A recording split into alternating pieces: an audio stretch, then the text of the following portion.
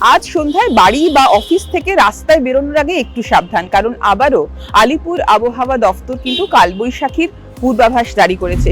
শুধু আজ নয়, শুক্রবার এবং শনিবার অর্থাৎ উইকেন্ড জুড়ে ঝড় বৃষ্টির পূর্বাভাস জারি করা হয়েছে।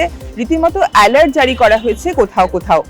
দক্ষিণবঙ্গের একাধিক জেলায় এই কালবৈশাখীর পরিস্থিতি তৈরি হতে পারে। শুক্রবার কলকাতা ছাড়াও মূলত পূর্ব বর্ধমান, পশ্চিম বর্ধমান, হাওড়া, হুগলি, বীরভূম, ঝাড়গ্রাম, পুরুলিয়া এই সমস্ত জেলাগুলিতে কালবৈশাখীর মতো পরিস্থিতি তৈরি হতে পারে, অর্থাৎ প্রবল বৃষ্টি এবং সেই সঙ্গে 50 থেকে 60 কিলোমিটার বেগে ঝোড়ো হাওয়া বইতে পারে। আর শনিবার মুর্শিদাবাদ, নদিয়া, উত্তর 24 পরগনা, দক্ষিণ 24 পরগনা অর্থাৎ দক্ষিণবঙ্গের প্রায় সমস্ত জেলাতেই ঝড় এবং শিলাবৃষ্টির সম্ভাবনা রয়েছে। সেই সঙ্গে উত্তরবঙ্গে দার্জিলিং, কালিম্পং, জলপাইগুড়ি, আলিপুরদুয়ার, কোচবিহার সমস্ত জেলাগুলিতেই ভারী বৃষ্টির পূর্বাভাস দেওয়া হয়েছে। কোথাও কোথাও শিলাবৃষ্টিও হতে পারে।